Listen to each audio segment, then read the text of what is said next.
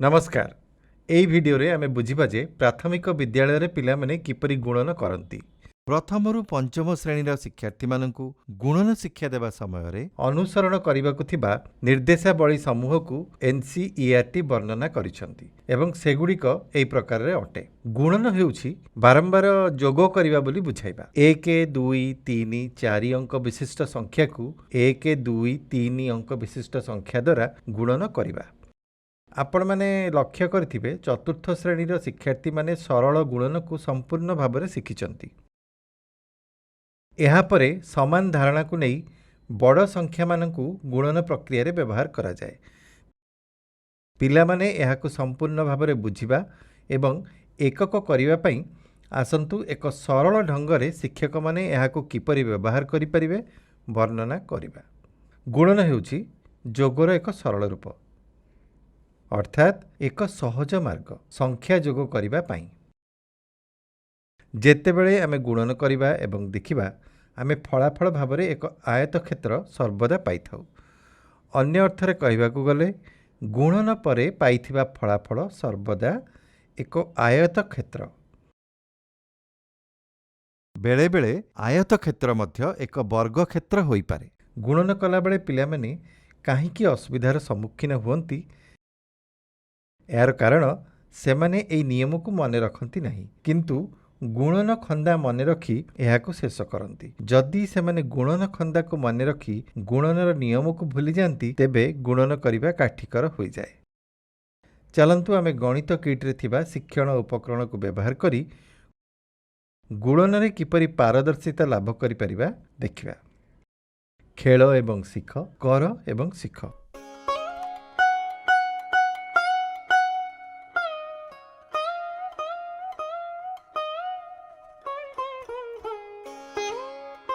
ଆସନ୍ତୁ ବର୍ତ୍ତମାନ ଦେଖିବା କେତେ ପ୍ରକାରର ଶିକ୍ଷଣ ଉପକରଣ ଅଛି ଯାହାକି ଆମେ ପିଲାମାନଙ୍କୁ ଗୁଣନ ଶିଖାଇବା ପାଇଁ ବ୍ୟବହାର କରିପାରିବା।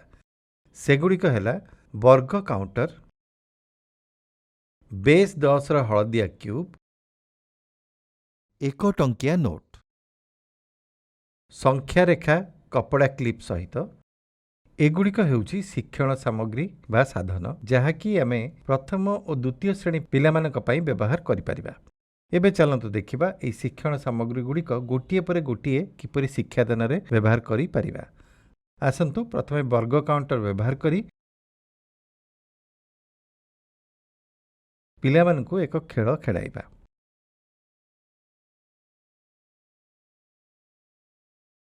ପ୍ରତ୍ୟେକ ପିଲାଙ୍କୁ 10ଟି ବର୍ଗ କାଉଣ୍ଟର ଦିଆଯାଉ ଏବଂ ସେମାନଙ୍କୁ 2ଟି ବର୍ଗ କାଉଣ୍ଟରରେ ଦଳ କରିବାକୁ କୁହନ୍ତୁ। କେତୋଟି ବର୍ଗ କାଉଣ୍ଟର ଦଳ ହୋଇଛି କୁହ। ଗଣିବା। 1 ଦଳ, 2 ଦଳ, 3 ଦଳ, 4 ଦଳ ଓ 5 ଦଳ ବର୍ତ୍ତମାନ ଗଠନ ହୋଇଛି। ତାପରେ ଯେତେବେଳେ ମୁଁ ଏହି 5ଟି ଦଳକୁ ଯୋଗ କରିଦେବି କ'ଣ ହେବ? ଯେତେବେଳେ 5ଟି ଦଳ ସହ 2ଟି ଦଳ ମିଶିଯିବେ ଫଳାଫଳ କ'ଣ ହେବ? ଉତ୍ତର 10 ହେବ। ତେଣୁ ପ୍ରଥମେ ଆମେ ପିଲାମାନଙ୍କୁ ଶିକ୍ଷା ଦେବାକୁ ପଡ଼ିବ ଯେ ଦିଆଯାଇଥିବା ସଂଖ୍ୟାକୁ ନେଇ କେତୋଟି ଦଳ ଗଠନ ହୋଇପାରିବ। ସେମାନେ ସେହି ସମାନ ପ୍ରକାରରେ ଏକ ବର୍ଗ କାଉଣ୍ଟରକୁ ନେଇ ଆମେ ଆଉ କେତେକ ଅଧିକ ଦଳ କରିପାରିବା। ପ୍ରଥମେ ଆମେ 2ଟିକିଆ 5ଟି ଦଳ ଗଠନ କରିବା।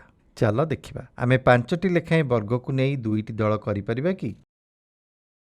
ଦେଖ 5ଟି ବର୍ଗର ଦଳ। ବର୍ତ୍ତମାନ ଯେତେବେଳେ 5ଟି ବର୍ଗର 2ଟି ଦଳକୁ ଆମେ ଯୋଗ କଲେ କେତେ ପାଇଲୁ? ଆଉ ଥରେ 10। ସେହିପରି ଆମେ ଏବେ ହଳଦିଆ କ୍ୟୁବ୍କୁ ବ୍ୟବହାର କରିବା। ଆମେ 12ଟି ହଳଦିଆ କ୍ୟୁବ୍ ନେଇ ବାଣ୍ଟି ଦେବା।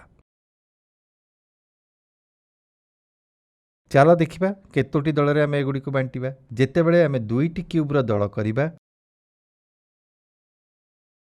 ସେତେବେଳେ 2ଟି କ୍ୟୁବ୍ ଥିବା 6ଟି ଦଳ ପାଇବା। ଆମେ ପ୍ରଥମ 3ର ଦଳ କରିପାରିବା କି? ଚାଲନ୍ତୁ ଚେଷ୍ଟା କରିବା। ଚାଲ ଦେଖିବା ଆମେ 3ଟିକିଆ ଦଳ କରିବା ପ୍ରତ୍ୟେକ ଭାଗ ସମାନ ହେଉଛି କି ନାହିଁ। ଚାଲ ଆମେ 4ଟି କ୍ୟୁବ୍ ପ୍ରତି ବଦଳରେ 3ଟି କରିପାରିବା। ଚେଷ୍ଟା କରିବା। 4 4 ଏବଂ 4। ଆରେ ବାଃ, ଚମତ୍କାର। ଆଉ 4ଟି ଦଳ ମଧ୍ୟ କରିପାରିବା। ଆମେ 4ଟିକିଆ ଦଳ କରିପାରିବା କି? 5 5 ଏବଂ 2ଟି ରହିଗଲା। ତେଣୁ 5ଟିକିଆ ଦଳ ହୋଇପାରିବ ନାହିଁ। ଆମେ 6 କାଉଣ୍ଟର ଥିବା ଦଳ କରିପାରିବା କି? 5 ଯୁକ୍ତ 1 ଏବଂ ଏକ ଅନ୍ୟ ଦଳକୁ। ଆମେ ନିଶ୍ଚିତ ଭାବରେ 6 ଟିକିଆ ଦଳ କରିପାରିବା। ଚାଲ ଦେଖିବା ଯେ ଯେତେବେଳେ 4ଟି ଦଳ କରିବା ସଂଖ୍ୟା 12 କିପରି ଦେଖାଯିବ। 1ଟି ଦଳ, 2ଟି ଦଳ, 3ଟି ଦଳ।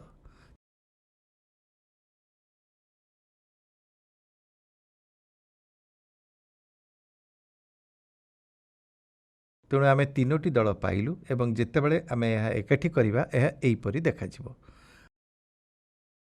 ଆମେ ଅନୁଭୂମିକୁ ଭାବରେ ମଧ୍ୟ ଏହିପରି ରଖିପାରିବ। 4 ଯୋଗ 4 ଯୋଗ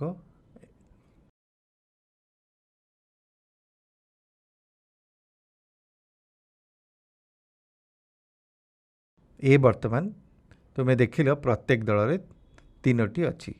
तेणु जेतेबेले आमे प्रति दल रे 2टी क्यूब देबा केते हेबो। एहा हेउची 2 टिकिया दल 3टी दल रे भाग होइछंती।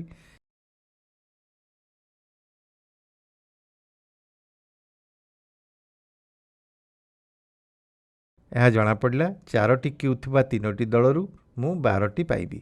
चल लक्ष्य करिबा एही 4टी क्यूब थिबा 3टी दलर आकृति किपरि। तुमे देखिबो एही आयताकृति। ठीक चल एही चित्र को आमे केउपरि सजाई परिबा और आकृति कोन पाइबा देखिबा। जेतेबेले एहाकु आमे आनुभूमिक भाबरे रखिबा आमे 4टी धाड़ी और प्रति धाड़ी रे 3 टिकिया दल पाइबा एवं जेतेबेले समांतराल भाबरे रखिबा आमे 3टी दल पाइबा जेउथिरे 4टी क्यूब प्रति दल रे अछि। तेणु आयत आकृति गुड़िक आमको 4टी दल थिबा 3टी क्यूब देवा। यार अर्थ 3 गुणन 4 एवं 4 गुणन 3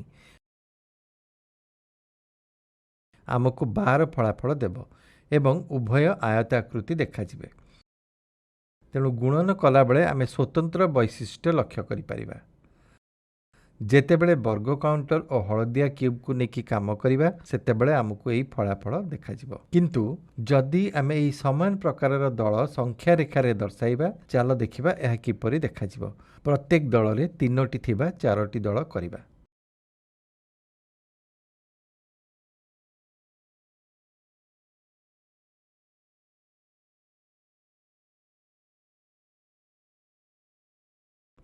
वर्तमान मु 12टी माली को 3 टिकिया दल रे बांटीबी। यार अर्थ 3टी थिबा एकम दल समान 3, 3टी थिबा 2टी दल समान 6, 3टी थिबा 3टी दल समान 9 एवं 3टी थिबा 4टी दल समान 12। तेणु यह कौन प्रमाण करुछि? यह 3 र गुणनखंदा होई पारे कि 1 3 थर 6, 3 3 थर 9, 1 4 3 थर समान 12। संख्या रेखारे आमे देखिले आमे 12 को किपरि विभिन्न प्रकार दल रे भाग कले एवं प्रदर्शित कले किपरि गुणन करिबा।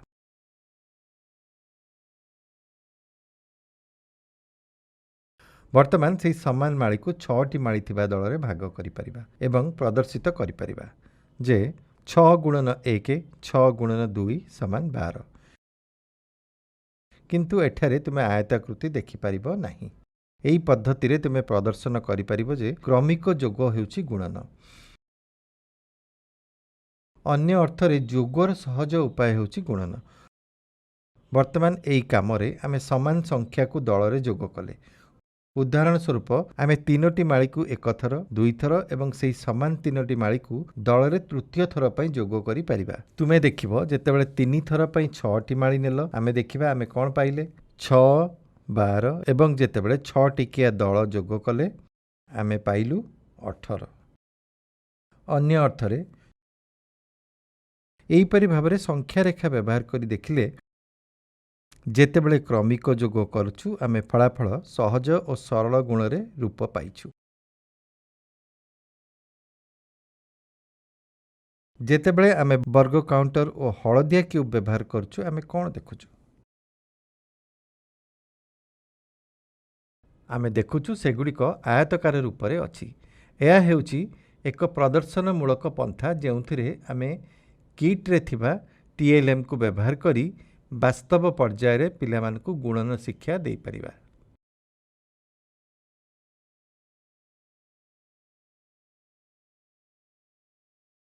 चालो देखिबा वर्ग काउंटर व्यवहार करी आमे गुणन किपरि करिबा। आमे पानी रे एई वर्ग काउंटर गुडी को बुड़ाई यह धड़ा बोर्ड रे लगाइबा। जदि पंखा न लगाइबा 2 घंटा पर्यंत यह बोर्ड रे लागी रहिबो। आमे एबे 34 अर्थात 3 को 4 द्वारा गुणन करिबा। यार अर्थ 3 टिकिया दलर वर्ग को 4 थर लगाइबा को पड़िबो। एहीपरि गोटिए तले अन्य को बोर्ड रे एहीपरि थरे 2 थर 3 थर एवं 4 थर। मो पाखरे जहाँ वर्ग काउंटर थिला सरीगला। जेतेबेले आमे 3टी वर्ग काउंटर को धाड़ी रे गोटिए तले अन्य को रखी 4 थर जोग करिबा। यह एपरि लेखा जाई पारे। देख आमे जेतेबेले ए समस्त को एकाठी कलु आमे केउ आकृति पाइलु।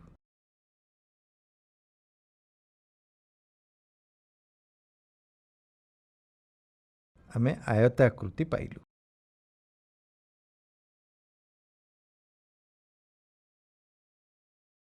चलो एबे हिसाब करिबा एवं देखिबा जे जेतेबेले मु 4टी वर्ग काउंटर दल को 3 धाड़ी रे रखिबी ओ हिसाब करिबी 3 धाड़ी रे 4टी वर्ग काउंटर नै बोर्ड रे लगाओ। 1 थर 2 थर और 3 थर।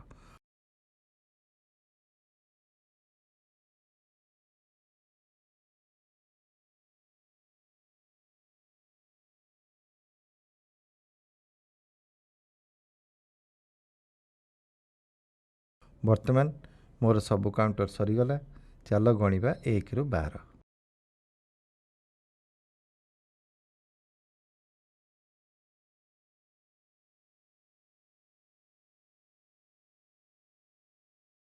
चलो देखिबा जेतेबेले आमे 3 को 4 द्वारा गुणन कले केउ आकृति पाइले। आयताकृति। आम पाखरे 4टी काउंटर थिला जहाँ को मु 3 द्वारा गुणन कली ओ केते पाइली पुनराय आयताकृति पाइली। तेणु आमे देखिलु 3 को 4 द्वारा बा 4 को 3 द्वारा गुणन कले ही 12 पाउछि एवं उभय क्षेत्र रे आयताकृति ही पाउछु। तेणु एई प्रकार रे सामग्री व्यवहार करी गुणन सिखाइबा आमे फलाफल को आयताकृति रे पाइबा।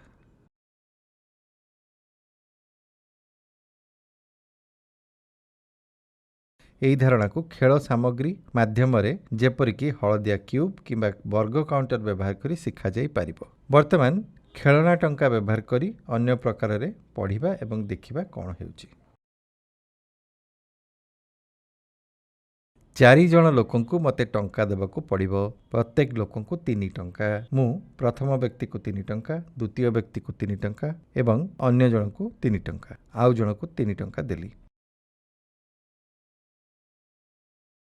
एहीपरि मो पाखरे थिबा 12 टंका मु देई देली। केते टंका 12 टंका 4 जन व्यक्ति को देई देली। 4 जन को 3 टंका लिखाए देई 12 टंका देली एवं दृश्य माध्यम रे मध्य से समान आयताकृति देखिलु। पिला माने एई धारणा को बुझी पारिले कि नै जानिबा पई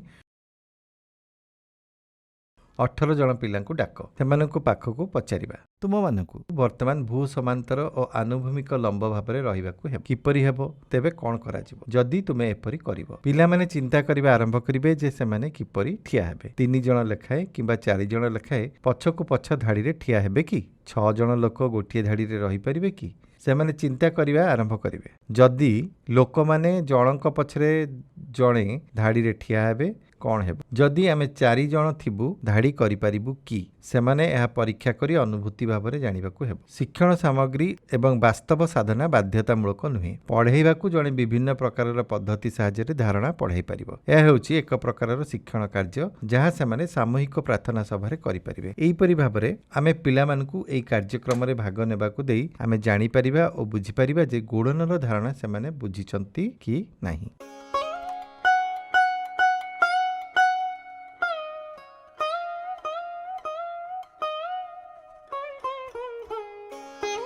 वर्तमान चित्रित उपस्थापना पर्यायर पिला माने गुणन धारणा को केते बुझिचंती देखिबा।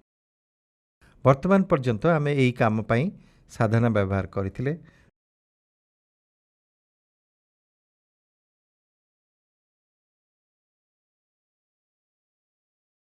ବର୍ତ୍ତମାନ ଆମେ ବର୍ଗାକାର କୋଠରୀ ବିଶିଷ୍ଟ ଖାତା ବ୍ୟବହାର କରି ଗୁଣନ ଶିଖାଇବା।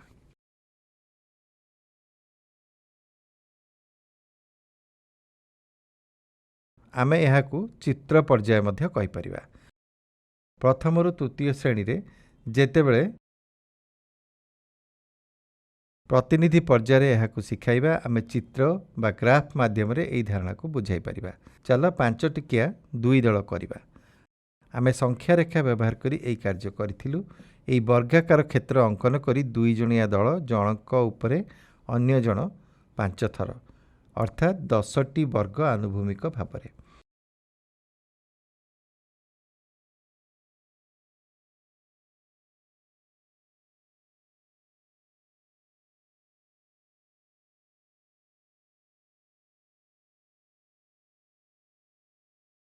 ଏହା ହଳଦିଆ କ୍ୟୁବ୍ ଓ ସଂଖ୍ୟା ରେଖା ବ୍ୟବହାର କରି କରାଯାଇଥିଲା।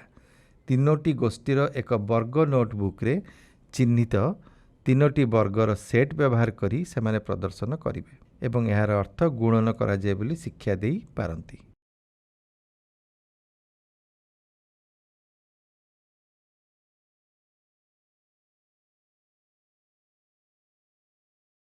ତିନି ଗୋଷ୍ଠୀ 3ଟି ସଂଖ୍ୟା ରେଖାରେ ପ୍ରତିନିଧିତ୍ୱ କରିବା ଏଠାରେ କରିବା। ଆଙ୍କିଥିବା ବର୍ଗଗୁଡ଼ିକ ଗଣିବାକୁ କୁହନ୍ତୁ ଏବଂ ସେମାନଙ୍କୁ 3 ଗୁଣନ 3 9 ବୋଲି ଉତ୍ତର ଜଣାଇବା। ଏଠାରେ ଆପଣ ଗୁଣନ ପାଇଁ ପ୍ରତୀକଟି ଏହିପରି ଏବଂ ଏହାର ଅର୍ଥ ଗୁଣନ କରାଯାଏ ବୋଲି ଶିକ୍ଷା ଦେଇପାରନ୍ତି। ଯେତେବେଳେ ତୁମେ ସଂଖ୍ୟାଗୁଡ଼ିକ ବ୍ୟବହାର କରି ଯୋଡ଼ିବା ବେଳେ ତୁମେ କିପରି ଅନ୍ୟଟିକୁ ତଳେ ଲେଖିବ ଏବଂ ଯେତେବେଳେ ତୁମକୁ ଏକାଧିକ ସଂଖ୍ୟା ଯୋଗ କରିବାକୁ ପଡ଼ିବ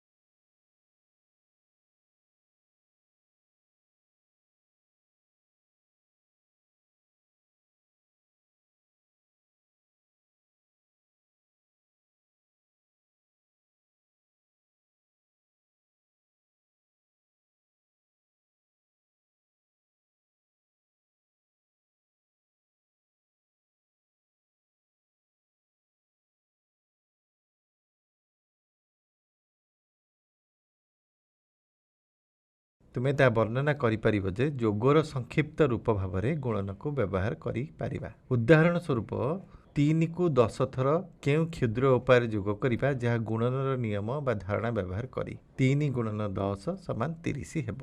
ଏହିପରି ଭାବରେ ପ୍ରତିନିଧି ପର୍ଯ୍ୟାୟ ବାସ୍ତବ ଏବଂ ଅମୂର୍ତ୍ତ ପର୍ଯ୍ୟାୟ ମଧ୍ୟରେ ଆସେ। ଶିକ୍ଷାଦାନର ଏହି ଉପାୟ ପିଲାମାନଙ୍କୁ ବର୍ଗ ନୋଟବୁକ୍ ବ୍ୟବହାର କରି ବାସ୍ତବରୁ ଅମୂର୍ତ୍ତ ଧାରଣାକୁ ଅବକ୍ଷୟ ରୂପରେ ସହଜରେ ପରିବର୍ତ୍ତନ କରିବାରେ ସାହାଯ୍ୟ କରିବ। କେବଳ ବର୍ଗ ମଧ୍ୟରେ ନିଜକୁ ସୀମିତ ନ ରଖି ଆମେ ଏହାକୁ ବିଭିନ୍ନ ଢଙ୍ଗରେ ମଧ୍ୟ କରିପାରିବା। ଛୋଟ ତାରା,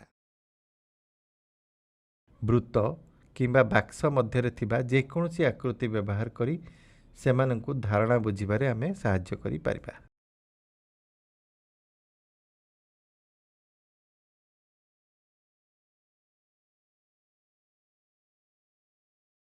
ସେମାନେ ନିଜ ପସନ୍ଦର ଯେକୌଣସି ଆକୃତି ବାଛିପାରିବେ ଏବଂ ସେଗୁଡ଼ିକ 3 ଥର ଗୁଣିତକ ଭାବରେ ବର୍ଗ ବାକ୍ସରେ ଆଙ୍କିପାରିବେ ଏବଂ 4ଟି ଦଳରେ ପରସ୍ପର ତଳେ 3 ଗୋଷ୍ଠୀରେ ଆଙ୍କିଥିବା ତାରା କିମ୍ବା ଆକୃତିର ସଂଖ୍ୟା ଗଣିପାରିବେ। ଏହା ସେମାନଙ୍କ ଦୃଶ୍ୟ ଭାବରେ ଧାରଣା ଶିଖିବାରେ ସାହାଯ୍ୟ କରିବ ଏବଂ ସେମାନଙ୍କର ଦୈନନ୍ଦିନ ଜୀବନରେ ଏହାକୁ ଗ୍ରହଣ କରିବାରେ ସାହାଯ୍ୟ କରିବ। ଆଉ ଥରେ ଚାଲ ଦେଖିବା ଯେ 3 ଥର 4 ଆଉ ଥରେ ଏକ ଆୟତାକୃତି ଭାବରେ ଉପସ୍ଥାପିତ ହେବ।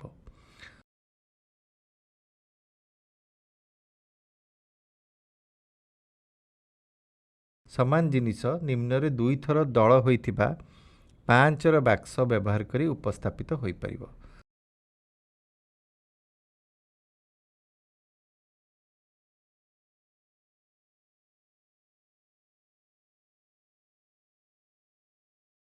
ସେମାନେ ଲକ୍ଷ୍ୟ କରିବେ ଯେ 2ଟି ଦଳରେ ଏକତ୍ର ହୋଇଥିବା 5ଟି ବାକ୍ସ 10 ହେବ।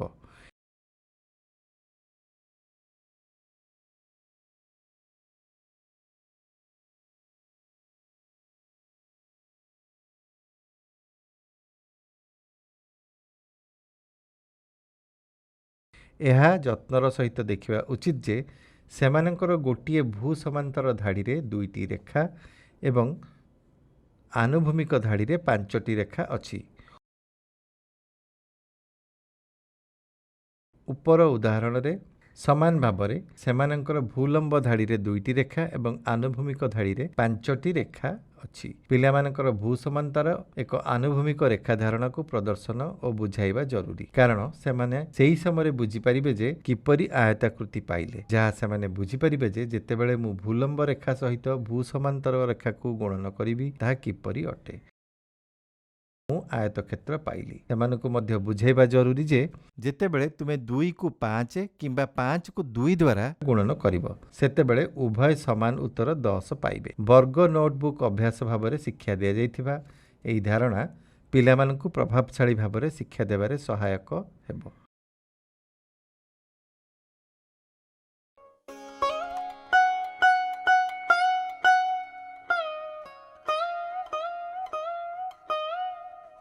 ବର୍ତ୍ତମାନ ଆମେ ଶିଖିବା କିପରି ବେସ୍ 10 ବ୍ଲକ୍ ବ୍ୟବହାର କରିବା ଯେଉଁଥିରେ ତୁମ ପାଖରେ ନୀଳ ରଡ୍, ହଳଦିଆ କ୍ୟୁବ୍ ଏବଂ ସବୁଜ ପ୍ଲେଟ୍ ଅଛି, ଯାହାକି ବଡ଼ ସଂଖ୍ୟା ବ୍ୟବହାର କରି ପିଲାମାନଙ୍କୁ ଗୁଣନ ଶିଖାଇ ପାରିବା। ପ୍ରଥମେ ଆମକୁ ସଂଖ୍ୟା 12କୁ ପ୍ରତିନିଧିତ୍ୱ କରିବାକୁ ପଡ଼ିବ। ତାହା ଆମେ କିପରି କରିପାରିବା? ଆମେ ହଳଦିଆ କ୍ୟୁବ୍ କିମ୍ବା ନୀଳ ରଡ୍କୁ ବ୍ୟବହାର କରିପାରିବା କି? ଯେତେବେଳେ ଆମେ ହଳଦିଆ କ୍ୟୁବ୍କୁ ନେଇ ସଂଖ୍ୟା 12କୁ ପ୍ରତିନିଧିତ୍ୱ କରିବା କ'ଣ ହେବ?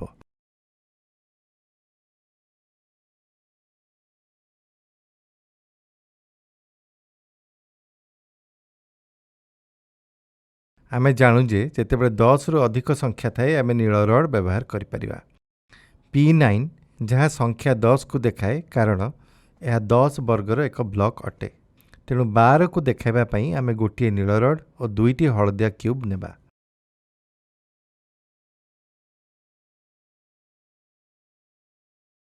ବର୍ତ୍ତମାନ ଆମେ 13କୁ ଦର୍ଶାଇବା।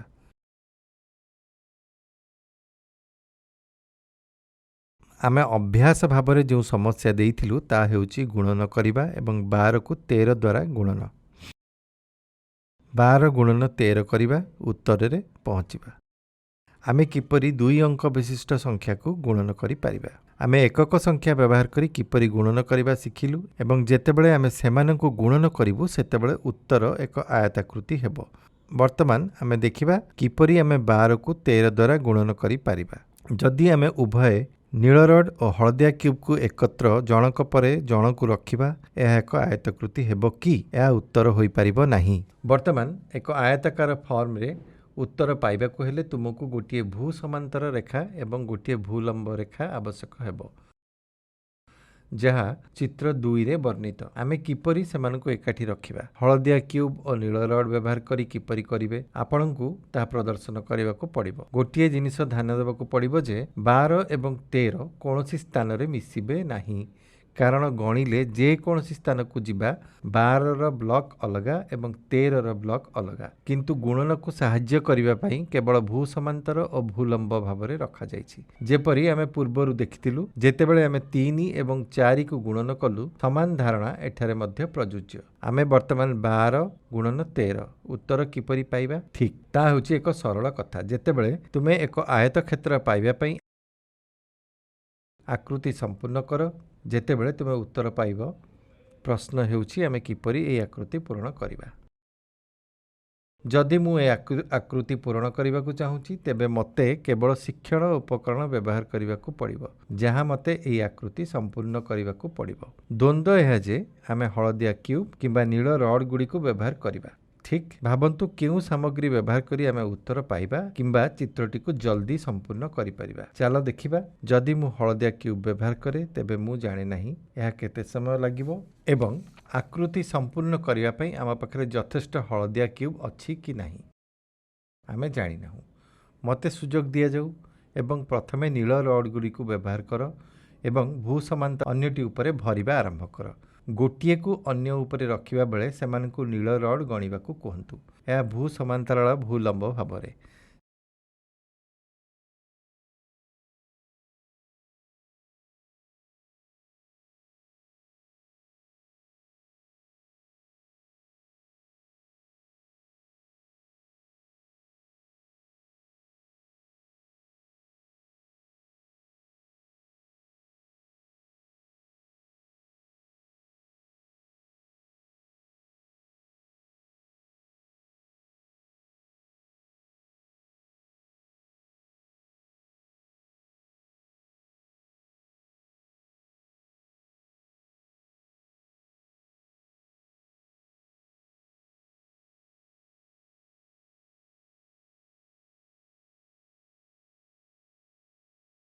ସେଠାରେ କିଛି ନିଖୋଜ ସ୍ଥାନ ଅଛି ଯାହାକି 6ଟି ବର୍ଗ ସହିତ ନିଖୋଜ ରହିଛି, ଯାହାକୁ ହଳଦିଆ କ୍ୟୁବ୍ ବ୍ୟବହାର କରି ହରାଯାଇପାରିବ। ଏଠାରେ ତୁମର ବର୍ତ୍ତମାନ ଏକ ଆୟତାକୃତି ଆକାର ଅଛି, କିନ୍ତୁ ସବୁଠାରୁ ଗୁରୁତ୍ୱପୂର୍ଣ୍ଣ କଥା ହେଉଛି ଆମେ ଏହି ଆକୃତି କିପରି ଆରମ୍ଭ କଲେ ଏବଂ 12 ଓ 13 ସଂଖ୍ୟାକୁ ବର୍ଗ ଆକାରରେ ଏକତ୍ର ପାଇ ଏ ପର୍ଯ୍ୟବେକ୍ଷଣ କେବଳ ଦର୍ଶାଇବା ପାଇଁ ଯେ ଆମେ କିପରି ଏହି ଗାଣିତିକ ସମସ୍ୟା ଆରମ୍ଭ କଲୁ। ତୁମେ ଦେଖିବ ଯେ ଯେତେବେଳେ 12 ଗୁଣନ 13 କରିବା ଉତ୍ତର ଏହା ପାଇବା ଯାହାକି L ଆକାରରେ ଭରିଥିବ, ଅର୍ଥାତ୍ ନୀଳ ରଡ୍ ଓ 6ଟି ହଳଦିଆ କ୍ୟୁବ୍। ବର୍ତ୍ତମାନ ଆମକୁ ସମସ୍ୟାର ଉତ୍ତର ଖୋଜିବାକୁ ପଡ଼ିବ ଏବଂ ତାହା ଆମେ କରିବା ପାଇଁ ଆମକୁ ମୂଳ ଧାଡ଼ି ଭୂ ସମାନ୍ତର ଓ ଭୂଲମ୍ବକୁ ଛାଡ଼ି ମୂଳ ଆକୃତି Lରେ ପୂର୍ଣ୍ଣ ହୋଇଥିବା ରଡ୍ ଓ କ୍ୟୁବ୍ ସଂଖ୍ୟା ଗଣିବାକୁ ପଡ଼ିବ।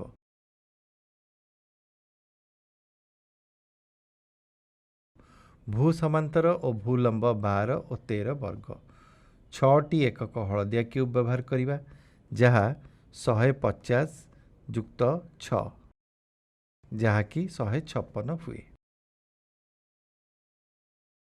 ବର୍ତ୍ତମାନ ଆମେ ବ୍ୟାଙ୍କ ଖେଳରେ ଦେଖିଲୁ ଯେ ଆମେ ଟଙ୍କା ସହ ଖେଳିଥିଲୁ, ଯାହା 9ରୁ ଅଧିକ ହେଲେ ଆମକୁ କ'ଣ କରିବାକୁ ପଡ଼ିବ ପଚାରିବା। ଆମ ପାଖରେ 15ରୁ ଅଧିକ ରଡ୍ ଅଛି, ଆମେ କ'ଣ କରିବା?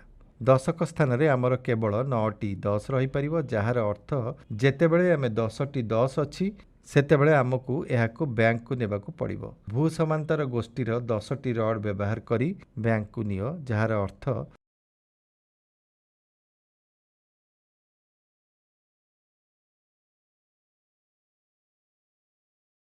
ସେମାନଙ୍କୁ ବର୍ଗରୁ ବାହାର କର, ବ୍ୟାଙ୍କକୁ ଦିଅ ଏବଂ ପ୍ରତିବଦଳରେ ଏକ ସବୁଜ ପ୍ଲେଟ୍ ନିଅ ଯାହାକି 100ଟି ବର୍ଗକୁ ନେଇ ଗଠିତ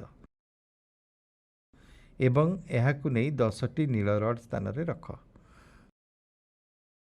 ବର୍ତ୍ତମାନ ପ୍ରଶ୍ନ ହୋଇପାରେ, ଯେତେବେଳେ ମୁଁ ଖେଳ ଆରମ୍ଭ କଲି ମୁଁ ସବୁଜ ପ୍ଲେଟ୍ ରଖିପାରିଥାନ୍ତି, ଠିକ୍। ତେଣୁ ନୀଳ ରଡ୍କୁ ସଜାଇ ରଖିବା ପାଇଁ ସମୟକୁ ବଞ୍ଚାଇ ପାରିଥାନ୍ତି। ତେଣୁ ଏହା ପ୍ରମାଣ କର ଯେ ଯେତେବେଳେ ଆମେ ବଡ଼ ସଂଖ୍ୟା ଗୁଣନ କରିବା ସେତେବେଳେ ଆମେ ଚାହୁଁଥିବା ଆୟତାକାର ଆକୃତି ପାଇବାକୁ ଗଦା ହେବା ପାଇଁ ବଡ଼ ବ୍ଲକ୍ ଗୁଡ଼ିକୁ ନେବା ଉଚିତ। ମନେ ରଖ, 12 ଓ 13 ବର୍ଗର ଦୁଇଟି ଧାଡ଼ି ଯାହାକୁ ଆମେ ପ୍ରଥମେ Lରେ ଏକାଠି ରଖିଛୁ, ଉତ୍ତରରେ କେବେ ବି ଯୋଡ଼ାଯିବା ଉଚିତ ନୁହେଁ।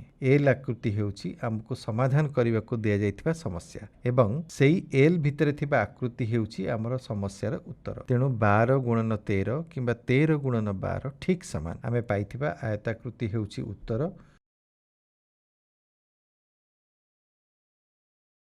କିମ୍ବା ଗୁଣରେ ଫଳାଫଳ। ବର୍ତ୍ତମାନ ଅନ୍ୟ ଏକ ସଂଖ୍ୟା ସେଟ୍ ସହ କାମ କରିବା। ସମାଧାନ କରିବାର ସମସ୍ୟା ହେଉଛି 22 ଗୁଣନ 23। ଆମେ କେବଳ 12 ଗୁଣନ 13 କରିଥିଲୁ, ବର୍ତ୍ତମାନ 22 ସହିତ କାମ କରିବା। ଦୁଇଟି ନୀଳ ରଡ୍ ଓ ଦୁଇଟି ହଳଦିଆ କ୍ୟୁବ୍ 22କୁ ପ୍ରତିନିଧିତ୍ୱ କରିବାକୁ ଏବଂ ଦୁଇଟି ନୀଳ ରଡ୍ ଓ 3ଟି ହଳଦିଆ କ୍ୟୁବ୍ 23 ପ୍ରତିନିଧିତ୍ୱ କରିବାକୁ ବାଛିବା। ଯେତେବେଳେ ଆମେ 22 ଓ 23 କିପରି ପ୍ରତିନିଧିତ୍ୱ କରିବାକୁ ପଡ଼ିବ, ଯେତେବେଳେ ଆମେ ଏହାକୁ ଗୁଣନ କରିବାକୁ ପଡ଼ିବ। P11 ଦୁଇଟି ନୀଳ ରଡ୍ ଓ ଦୁଇଟି ହଳଦିଆ କ୍ୟୁବ୍କୁ 22 ସହ ଏବଂ ଦୁଇଟି ନୀଳ ରଡ୍ ଓ 3ଟି ହଳଦିଆ କ୍ୟୁବ୍କୁ 23 ସହ ଯୋଡ଼ିବା। ସବୁଗୁଡ଼ିକ ଅସମାନ ହେବ। ନୀଳ ରଡ୍ ଗୁଡ଼ିକୁ ସଜାଡ଼ିବା ପାଖାପାଖି ଲାଗି ଲାଗି ରଖି ଏବଂ ତାପରେ 3ଟି ହଳଦିଆ କ୍ୟୁବ୍ ଯାହାକି L ଆକୃତି ସୂଚିତ କରିବ। ଭୂଲମ୍ବ ଭାବରେ ଥିବା ରଡ୍ ଗୁଡ଼ିକ ଗୋଟିଏ ଉପରେ ଅନ୍ୟଟିକୁ ରଖିବ ଆଉ ଦୁଇଟି ହଳଦିଆ କ୍ୟୁବ୍କୁ ରଖି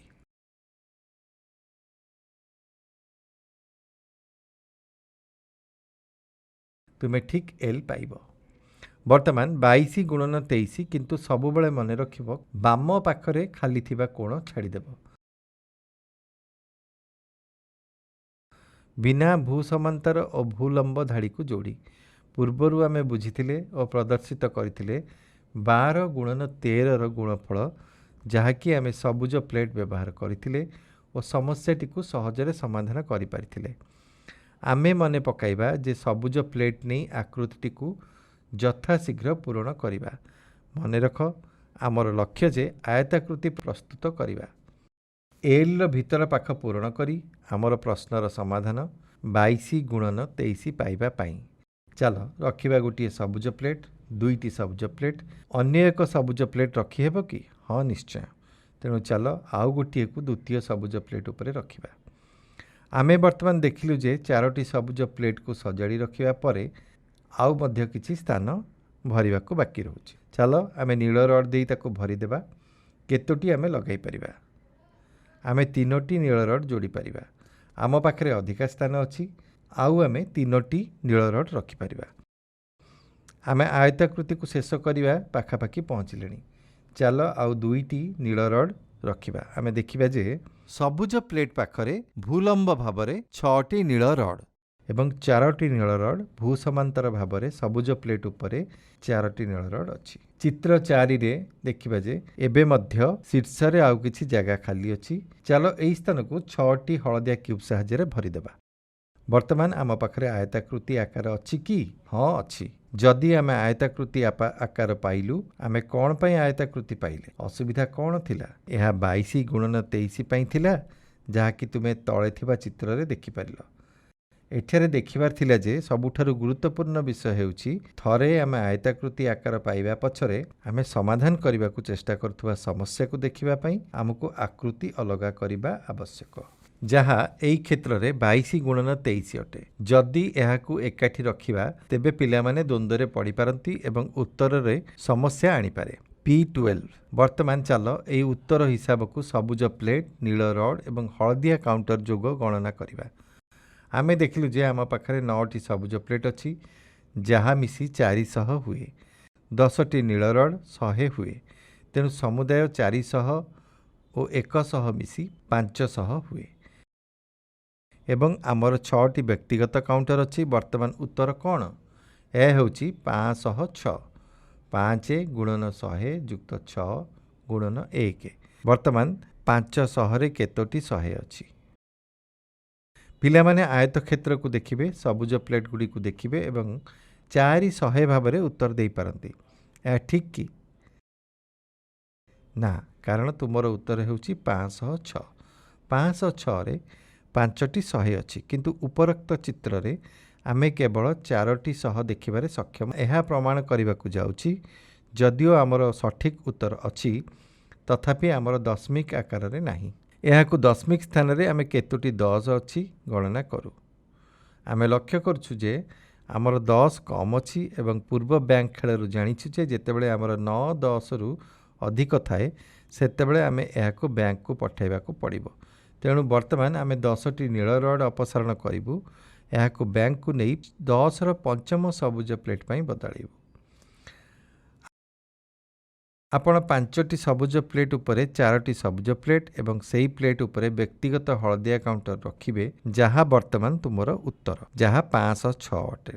ତଥାପି ଏହା ଧ୍ୟାନ ଦେବା ଜରୁରୀ ଯେ ଏହା ଏକ ଆୟତାକୃତି ଆକାରରେ ପାଇପାରିବା, କିନ୍ତୁ ଯେତେବେଳେ ଆମକୁ ଏହାକୁ ଦଶମିକ ଆକାରରେ ଉଲ୍ଲେଖ କରିବାକୁ ପଡ଼ିବ, ଆମକୁ ବ୍ୟାଙ୍କର ସାହାଯ୍ୟ ନେବାକୁ କିମ୍ବା ବ୍ୟାଙ୍କକୁ ଯିବାକୁ ପଡ଼ିବ।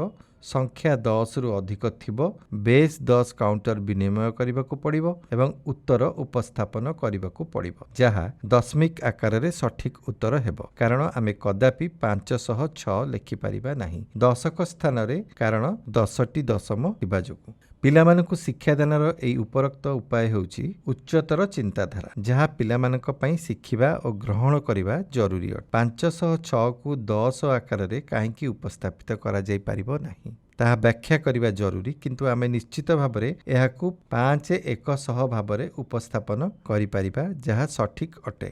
ଏହି ଉପାୟରେ ଆମେ ଶିକ୍ଷଣ ଉପକରଣ ବ୍ୟବହାର କରି 23 ଗୁଣନ 22 ସମସ୍ୟାକୁ ପ୍ରଭାବଶାଳୀ ଓ ଦୃଶ୍ୟମାନ ଭାବରେ ସମାଧାନ କରିପାରିବା। ପିଲାମାନଙ୍କର କିପରି ଉଚ୍ଚତର ଚିନ୍ତାଧାରା ଗଠନ କରାଯିବ ତାହା ପ୍ରଦର୍ଶନ କରିବାକୁ ଆସଯିବ ଓ ବଡ଼ ସଂଖ୍ୟାରେ ଗୁଣନ କରିବା। ପିଲାମାନଙ୍କର ଉଚ୍ଚତର ଚିନ୍ତାଧାରା କ୍ରମ ସୃଷ୍ଟି କରିବା ପାଇଁ ଆମେ ବଡ଼ ସଂଖ୍ୟା ବ୍ୟବହାର କରି ଗୁଣନ ଶିକ୍ଷା ଦେଇପାରିବା। ଆମେ ଏହାକୁ କିପରି କରିପାରିବା ଚାଲ ଦେଖିବା। ସମାନ ଆୟତକ୍ଷେତ୍ର ବ୍ୟବହାର କରି ଏବଂ 28 ଗୁଣନ 31 ପାଇଁ ପ୍ରତିନିଧିତ୍ୱକୁ ବିସ୍ତାର କରି ଆମେ ଏହା କରିପାରିବା। ତଳ ଭୂସମାନ୍ତର ଧାଡ଼ିରେ ଆହୁରି 5ଟି ହଳଦିଆ କ୍ୟୁବ୍, दुईटी नील रड उपरे थिबा भूलग्न रेखा सहित अन्य एक नील रड जोग करी यह करा जाई पारिबो एवं संख्या 31 को प्रतिनिधित्व करुथुबा हलदिया खंड को अपसारण करिबा। जेतेबेले आमे एही उपाय रे प्रदर्शन करिबा यह ध्यान देबा जरूरी जे गोटिए गणित किट रे केवल 20टी नील रड थाए, 6टी सबुज प्लेट और 2टी नील रड। आमको आउ केते नील रड दरकार यह हेउची उत्तर। वर्तमान आम पाखरे थिबा 20टी रड मध्यरु 7टी व्यवहार करि सारिछु। आमे अवशिष्ट आकृति संपूर्ण करि परिबा नाही एवं हलदिया क्यूब मध्य यथेष्ट नाही।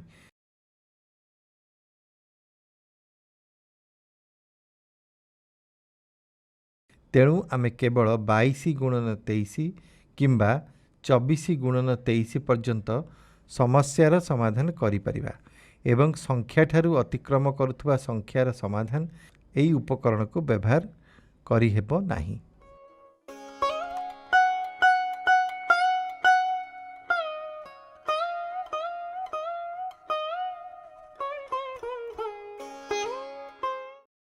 वर्तमान आमे प्रतिनिधित्व पर्यायर पिलामानकु किपरि गुणन प्रक्रिया शिखाइबा देखिले।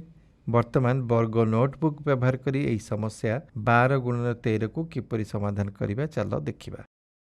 यह करिबा पई प्रथमे चलो 12 संख्या को भू समांतर भावे वर्ग नोटबुक रे देखाइबा। तापरे 13 संख्या को भू संलग्न भावरे देखाइबा। यहाँ परे आमे आयताकृति आकार संपूर्ण करि परिबा। तापरे आमे 12 गुणन 13 रो उत्तर पाइबा। आमे थरे यह कला परे जे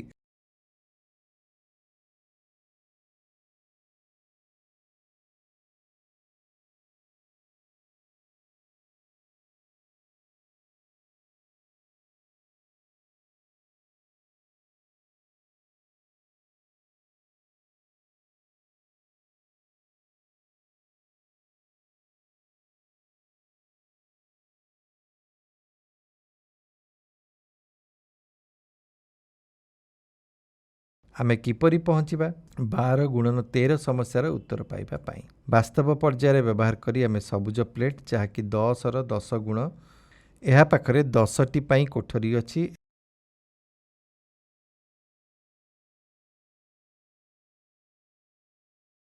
एवं एठारे आउ एक।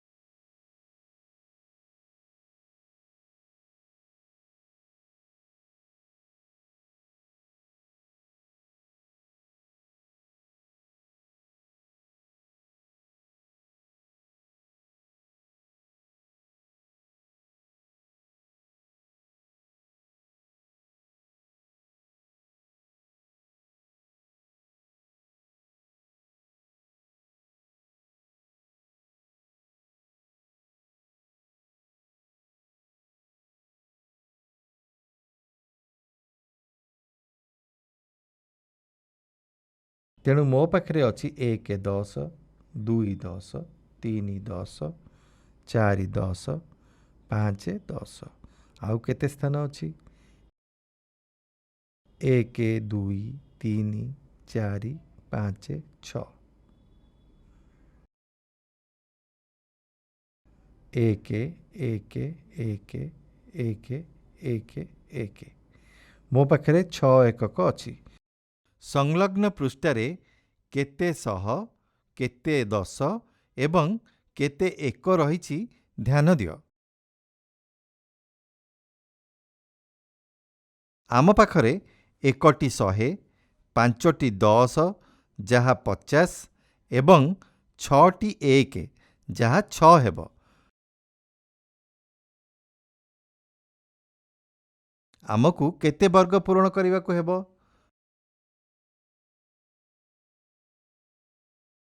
समुदाय 156 हेबो। तेणु आमर उत्तर 156 हेला।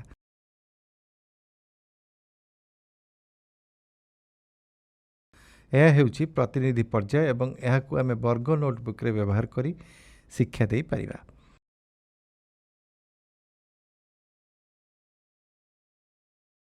ଯେତେବେଳେ ଆମେ ବଡ଼ ପୂର୍ଣ୍ଣ ସଂଖ୍ୟାକୁ ଗୁଣନ କରିବା ସେତେବେଳେ ଏହି ବର୍ଗ ନୋଟବୁକ୍ ବ୍ୟବହାର କରିପାରିବା ନାହିଁ। ତେଣୁ ଯେ ପର୍ଯ୍ୟନ୍ତ ପିଲାମାନେ ଗୁଣନ କିପରି କରାଯାଏ ସେ ଧାରଣା ବୁଝି ନାହାନ୍ତି, ଆମେ ସେମାନଙ୍କୁ ଛୋଟ ସଂଖ୍ୟା ବ୍ୟବହାର କରି ଗୁଣନ ସମସ୍ୟା ଦେବା ଜାରି ରଖିବା ଉଚିତ। ଏହା ଧ୍ୟାନ ଦେବା ଅତ୍ୟନ୍ତ ଜରୁରୀ। ଆମେ ଏଠାରେ କିଛି ଲେଖିବା ଉଚିତ ନୁହେଁ। ପିଲାମାନଙ୍କୁ ପ୍ରତିନିଧି ପର୍ଯ୍ୟାୟରେ ଶିକ୍ଷା ଦିଆଯିବା ଉଚିତ ଯେ 10ର ଗଣନା ସେହି ବାକ୍ସର ଆରମ୍ଭ ହେବା ଉଚିତ ନୁହେଁ ଏବଂ ଏହି ସମସ୍ୟା ଗୁଡ଼ିକର ସଂଖ୍ୟାକୁ ପ୍ରତିନିଧିତ୍ୱ କରିବା ପୂର୍ବରୁ ଏହାକୁ ଏକ ଏକ୍ସ ଚିହ୍ନ କିମ୍ବା ଗୁଣନ ପ୍ରତୀକ ସହିତ ସୂଚାଇବା ଉଚିତ ଯେଉଁଠାରେ ସେହି ସ୍ଥାନଟି ନିର୍ଦ୍ଦିଷ୍ଟ କିମ୍ବା ସୀମିତ ଅଟେ। ଯେତେବେଳେ ପିଲାମାନଙ୍କୁ ଏହି ଉପାୟରେ ଶିକ୍ଷା ଦିଆଯାଏ ସେମାନେ ପ୍ରତିନିଧି ପର୍ଯ୍ୟାୟରେ କଦାପି ଭୁଲ କରିବେ ନାହିଁ। ଯେତେବେଳେ ଆମେ ପିଲାମାନଙ୍କୁ ଆୟତାକୃତି ଆକାର ପୂରଣ କରିବାକୁ କହିଥାଉ ଆମେ ସେମାନଙ୍କୁ ବାକ୍ସଗୁଡ଼ିକୁ ରଙ୍ଗ କରିବାକୁ କିମ୍ବା ସେଡ୍ କରିବାକୁ କହି ସେମାନଙ୍କୁ ଶିକ୍ଷା ଦେବା ଉଚିତ।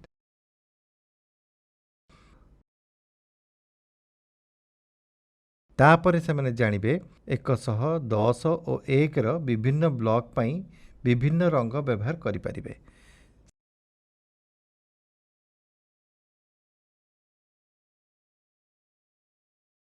ଶିକ୍ଷକମାନଙ୍କ ଦୃଷ୍ଟିରେ ଆମେ ଏହାକୁ ଉତ୍ପାଦ ପ୍ରଣାଳୀ ବୋଲି କହିଥାଉ, କିନ୍ତୁ ଦ୍ୱିତୀୟ, ତୃତୀୟ ଓ ଚତୁର୍ଥ ଶ୍ରେଣୀର ପିଲାମାନେ ଏହି ଉତ୍ପାଦ ପଦ୍ଧତିରେ ଶିଖିପାରିବେ ନାହିଁ।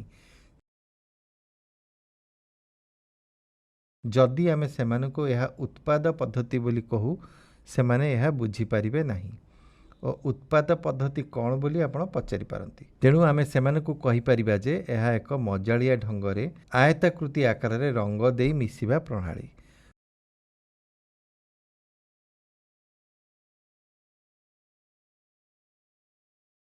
ବର୍ତ୍ତମାନ ଆମେ ପ୍ରତିନିଧି ପର୍ଯ୍ୟାୟରୁ ଅମୂର୍ତ୍ତ ପର୍ଯ୍ୟାୟକୁ ଯିବା। ଆସନ୍ତୁ ଦେଖିବା ଆମେ ଏହା କିପରି କରିବା। ପ୍ରଥମେ ଆମେ 12, 13କୁ କରିବା।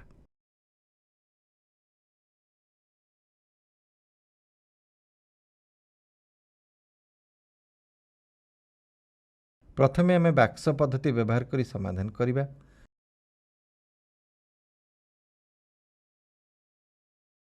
ପ୍ରଥମତଃ ଯେତେବେଳେ ଆମେ TLM ବ୍ୟବହାର କରି 12କୁ ପ୍ରତିନିଧିତ୍ୱ କଲୁ କିପରି କଲୁ, ଆମେ 13 କିପରି ପାଇଲୁ।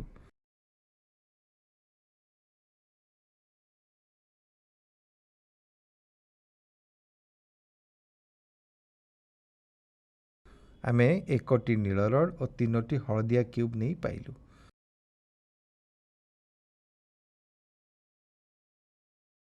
ବର୍ତ୍ତମାନ ଆମେ ଏହାକୁ କିପରି ଗୁଣନ କରିବା ପୂର୍ବରୁ ଜାଣିଛୁ। ଏହି ବାକ୍ସ ପଦ୍ଧତିରେ ଆମେ ଏହା କିପରି କରିପାରିବା ଦେଖିବା।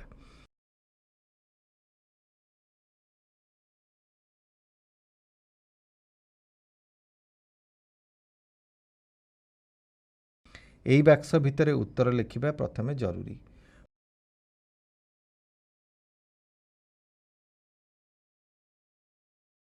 ପ୍ରଥମତଃ 10 ଗୁଣନ 10 ସମାନ 100 ଥିଲା। ଯେପରି ଆମେ ପୂର୍ବରୁ ଦେଖିଥିଲୁ ଏହାକୁ ପ୍ରଥମ ବାକ୍ସରେ ପୂରଣ କଲୁ।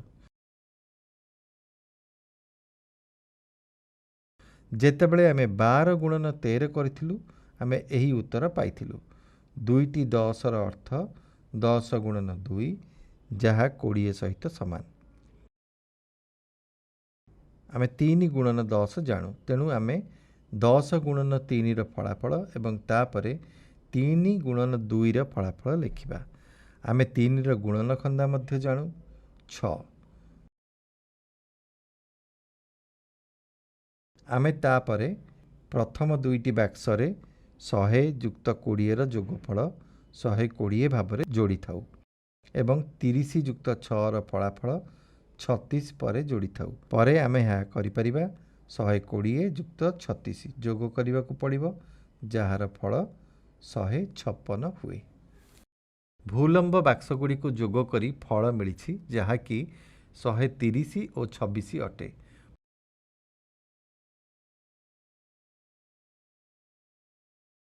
ପୁନର୍ବାର 156 ପର୍ଯ୍ୟନ୍ତ ଯୋଗ କରିଥାଏ। 6 ଯୁକ୍ତ 0 ସମାନ 6, 2 ଯୁକ୍ତ 3 ସମାନ 5, 1 ଯୁକ୍ତ 0 ସମାନ 1, ତେଣୁ 156।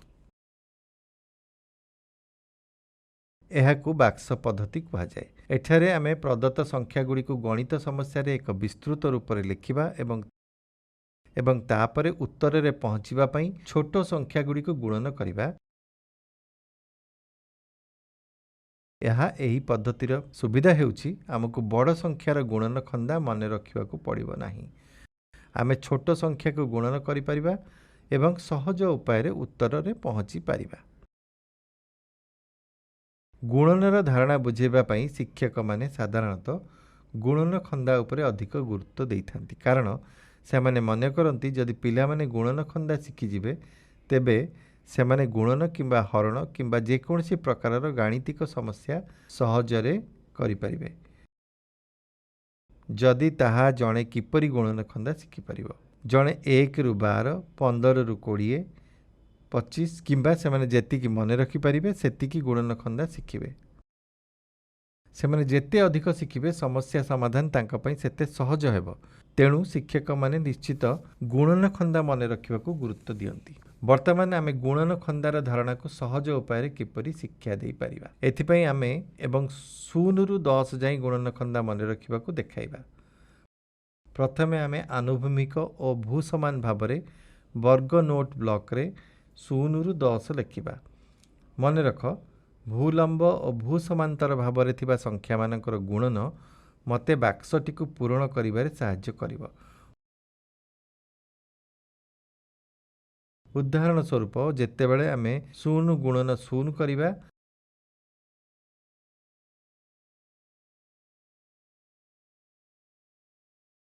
ଏହା ଅର୍ଥ ଯେ ଆମେ 0 ସହ 0 ଗୁଣନ କରିବା, ଯାହାର ଅର୍ଥ 0 ବା 0 ହେବ।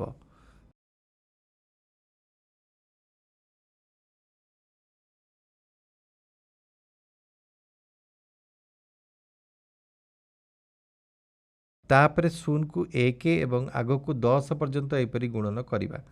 ଯେହେତୁ ଅସମ୍ଭବ ମଧ୍ୟ ଅନ୍ୟ କୌଣସି ସଂଖ୍ୟାକୁ 0 ଦ୍ୱାରା ଗୁଣନ କରିବା। ଉତ୍ତର 0 ହିଁ ହେବ।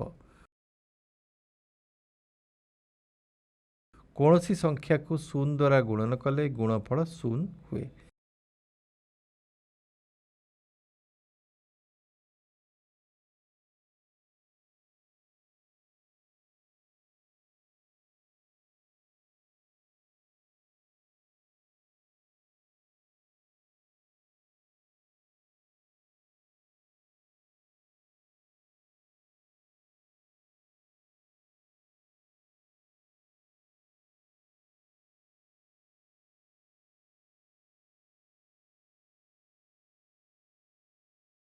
ତେଣୁ ଏସବୁ ବାକ୍ସ 0 ହେବ। 1 ଗୁଣନ 1 କେତେ? ଏହା 1, ତା ପରବର୍ତ୍ତୀ 2, 3 ଏବଂ ଏହିପରି 10 ଯାଏଁ ହେବ। ତେଣୁ ଆମେ ଦେଖିବା ଯେକୌଣସି ସଂଖ୍ୟାକୁ 1 ଦ୍ୱାରା ଗୁଣନ କଲେ ସେହି ସଂଖ୍ୟା ହୁଏ। ତେଣୁ ଆମେ 1, 2, 3, 4, 5, 6, 7, 8, 9, 10 ଲେଖିପାରିବା।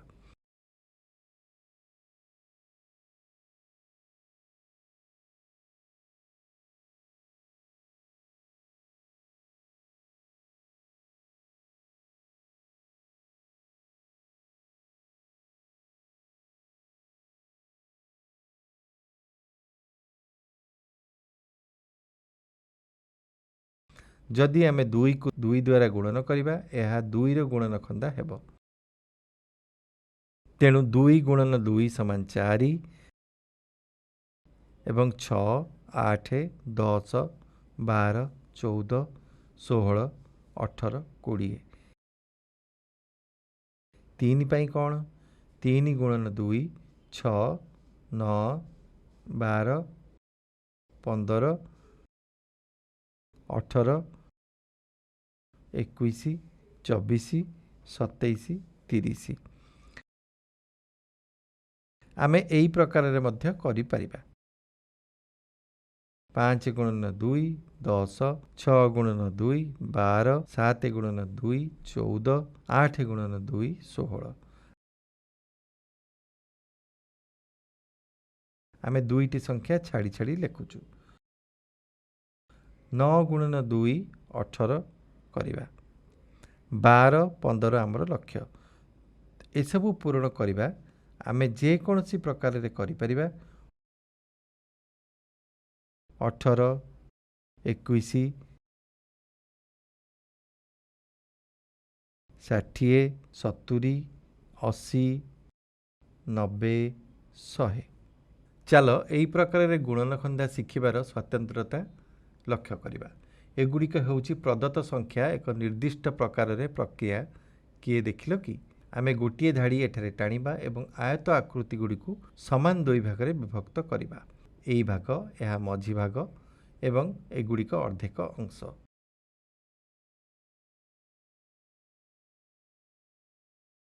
एई क्षेत्रफल बाबदरे कौन मजा कथा देखिबा। एई गोटिए अंश अन्य अंशर दर्पण नुहे।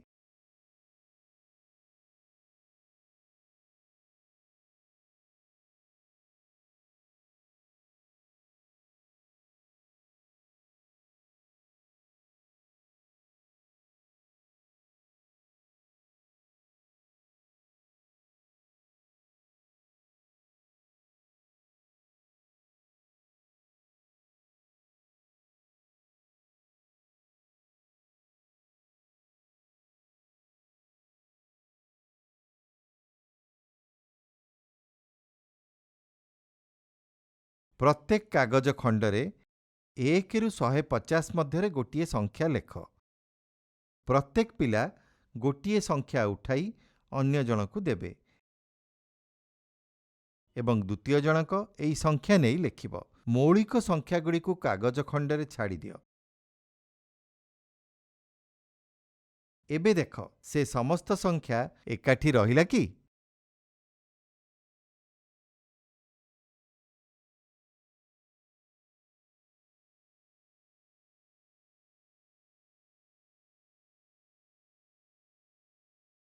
बा प्रतिबिंब बोली कहि परिबा कि आमे समानता देखिले कि उदाहरण स्वरूप 7 गुणन 4 समान 28 4 गुणन 7 समान 28 28 टी एठारे अछि 24 एठारे एवं एठारे 18 18 10 और 10 तुमे देखिलो आमे जे कोनसी संख्या को जेउ पाखरु नेले एहा अन्य पार्श्वर समान अंश बा दर्पण प्रतिबिंब हेबो। कागज खंडरे प्रत्येक 8 रे 1 रु 150 मध्यरे गोटिए संख्या लेख। प्रत्येक पिला गोटिए संख्या उठाई नेबे एवं अन्य जनकु देबे। एक द्वितीय जनक एई संख्या गुड़ी को लेखिबो।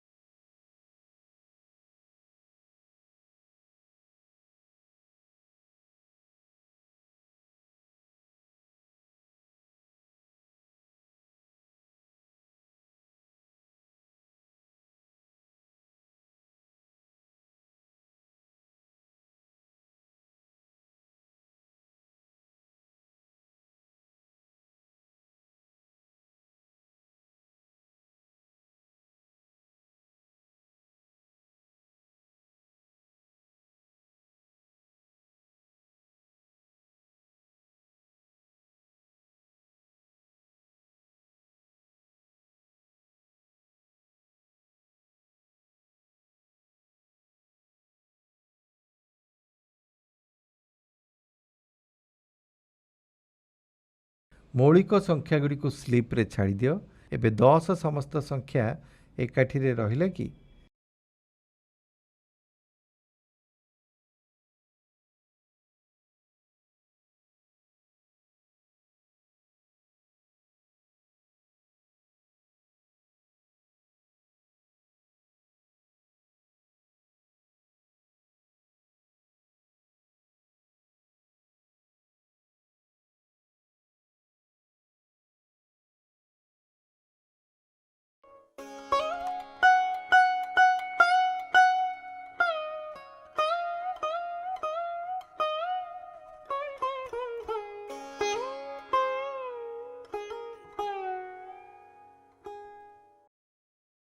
शिक्षण सामग्री नहीं वास्तव पर्यायर बाक्स आकार रे गुणन करबा आमे शिखिलु।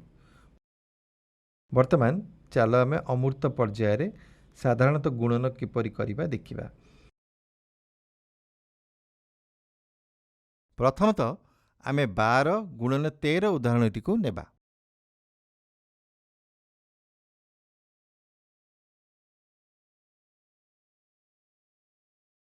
एहाकू आमे 13 गुणन 12 मध्य लिखि परिबा। चलो आमे अमूर्त प्रकार रे जहा उत्तर पाइलु लिखिबा एवं बाक्स पद्धति सहित एहाकू तुलना करिबा। साधारणतः आमे अमूर्त आकार रे जेतेबेले लिखिबा यह ठीक हेबो जे आमे स्थानीय मूल्य अनुसार प्रत्येक संख्या को लिखिबा एकक दशक। चलो सही समान प्रकार रे गुणन करिबा। एकक स्थान सह एकक स्थान गुणन करिबा ताहेला 3 गुणन 2 समान 6। तापरे एकक स्थान अर्थ एकक स्थान सह दशक स्थान को अर्थात 3 गुणन 1 समान 3 हेबो। तापरे आमे दशक स्थान को एकक स्थान सह मु कहि परिबी 1 गुणन 2 बा 10 गुणन 2 समान 20।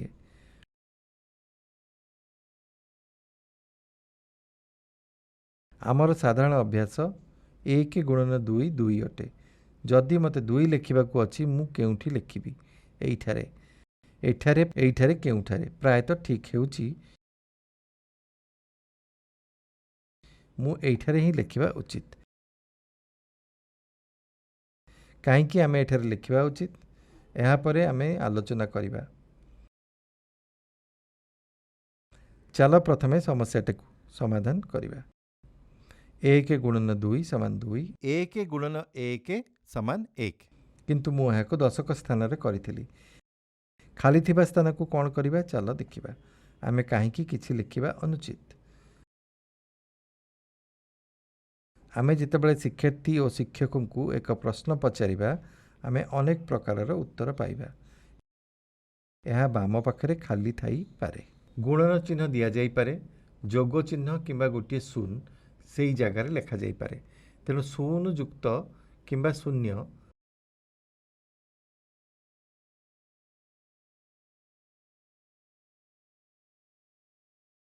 पिला माने कौन शिखिबे? आमे सेमानंकु अनेक गुड़िए विकल्प देबा किंबा सेमानंकु कारण देबा गोटिए विकल्प बाछि देबा किंबा आउ किछि धारणा पई कोनोसी विकल्प तेणु एठारे ठीक केउठी। तेणु एही विकल्प रे तुमे देखिलो जे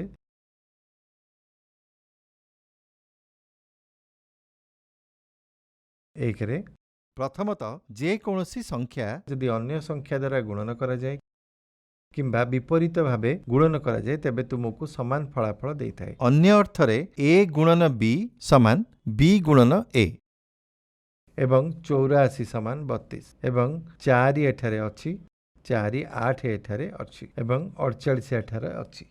द्वितीय पर्यवेक्षण हेउछि a गुणन 0 समान 0 हेबो अर्थात 9 गुणन 0 समान 0 बा 0 गुणन a समान 0। यही प्रकार रे आमे शेष रे उत्तर रे पहुंचीबा। आमे सेही समान प्रश्न 12 गुणन 13 उपरे काम करिबा। एकक दशक एकक दशक। आमे एई गुणन करिबा पई प्रति संख्या को यार स्थानीय मूल्य और प्रकृत मूल्य सह गुणन करिबा। 3 गुणन 2 समान 6। ता उपरे एकक को दशक सह गुणन। 3 गुणन 10 जहाँ 30 हेब। मु प्रत्येक संख्या गुणन पर लिखिबी। 10 गुणन 2 20 यह 1 नुहे बरং दशम स्थान। तेणु 10 1 तापर 10 गुणन 10 समान 100। जेतेबेले आमे समस्त उत्तर को जोग करिबा चूड़ांत फलाफल समान हेब। जहाँ भी आमे उपरे पाइछु ता हेउची 156। 12 गुणन 13 प्रश्नर उत्तर अटे।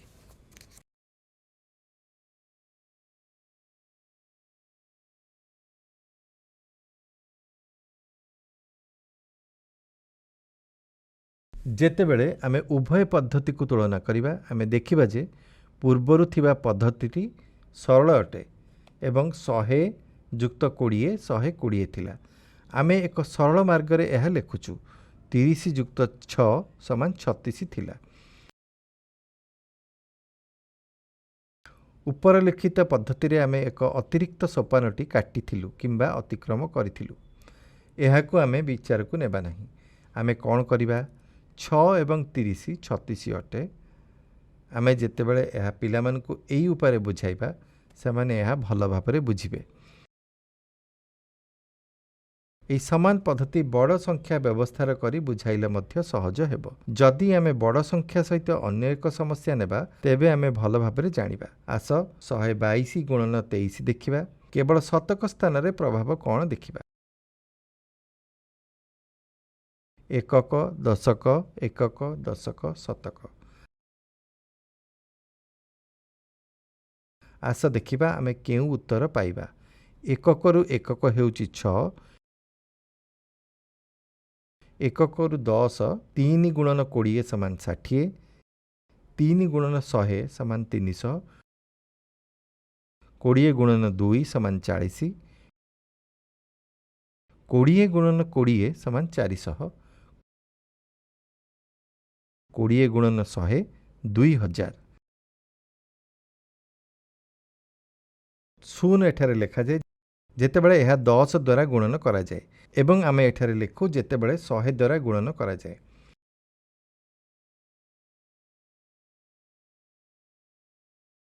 यह सेमानक धारणा को सठिक भाबरे बुझाइबारे साहाय्य करिवो एवं शून्य को सही संपृक्त स्थान रे रखिबा काहींकी जरूरी। समस्तंकु एकाठी मिसाई 6 6 जुक्त 4 समान 10। 1 धार नहीं 3 7 8 एवं 2। तेणु यह ही उत्तर। मात्र आउ आमे उत्तर रे कोन देखुचु जेतेबेले तुमे दशम स्थान रे गुणन कर शून्य शून्य आसी जाए। जेतेबेले 100 रु गुणन कर सेठारे 2टी शून्य रहिबो। यह ही हेउची गुणनर अमूर्त रूप।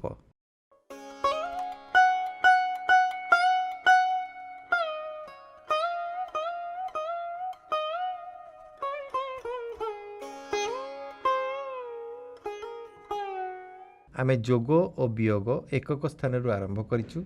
तेबे आमे काहींकी दशम स्थान रु गुणन करि परिबा नाही एवं एकक स्थान रु काहींकी करिबा आवश्यक। आमे एहार उत्तर किपरि देबा।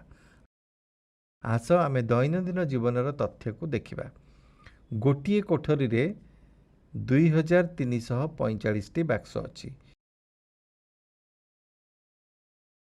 मते एई समस्त बाक्स गुडी को गोटिए कोठरी रु अन्य कोठरी को स्थानांतर करिबा को पड़िबो।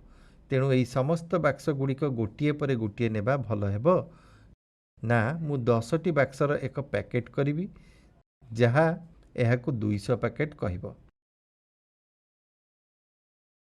मु कोन करिबी जदि 100 रो पैकेट करि परिबी तबे एहा केवल 23 टी पैकेट हेबो।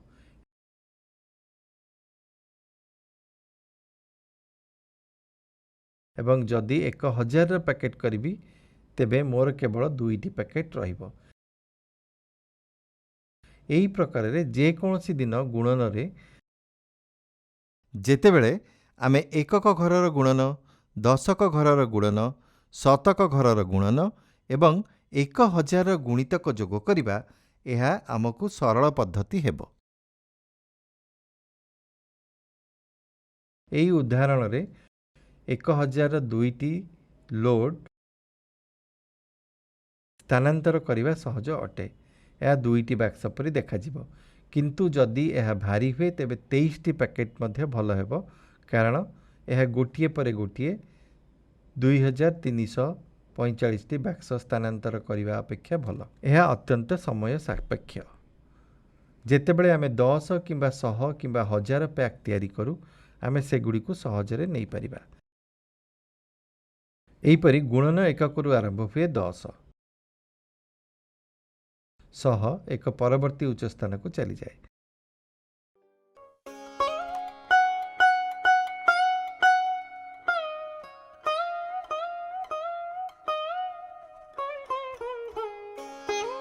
ଆସ ଆମେ ବର୍ତ୍ତମାନ ଗୁଣନକୁ ବ୍ୟବହାର କରିବା, ଗୁଣନର ଧାରଣା ବୁଝିବାରେ ଦୈନନ୍ଦିନ ଜୀବନରେ ଆମେ କିପରି ବ୍ୟବହାର କରିପାରିବା।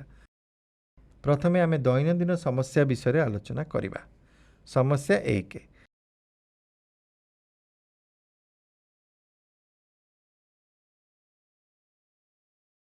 ଯଦି ମୁଁ ଉତ୍ସବରେ ଜଣେ ଅତିଥିଙ୍କୁ 3ଟି ଇଡଲି ଦିଏ, ତେବେ 25 ଜଣ ଅତିଥିଙ୍କୁ ଦେବା ପାଇଁ କେତୋଟି ଇଡଲି ତିଆରି ହେବ? ଯଦି 3ଟି ଇଡଲି ଜଣକୁ ଦିଆଯାଏ ଓ 25 ଜଣ ଅତିଥିଙ୍କୁ ଦେବାକୁ ହେଲେ କେତେ ଇଡଲି ଆବଶ୍ୟକ? ଆମେ ଏହି ପ୍ରକାରର ଉଦାହରଣ ପିଲାମାନଙ୍କୁ ଦେଇପାରିବା। ସମସ୍ୟା 2। ମୋ ଅଫିସରେ 30 ଜଣ ଲୋକ କାମ କରୁଛନ୍ତି। ପ୍ରତ୍ୟେକ କର୍ମଚାରୀଙ୍କୁ ମୋତେ 500 ଟଙ୍କାର ବୋନସ୍ ଦେବାକୁ ହେବ, ତେବେ ମୋତେ କେତେ ଟଙ୍କା ଦରକାର ହେବ? ସମସ୍ୟା 3।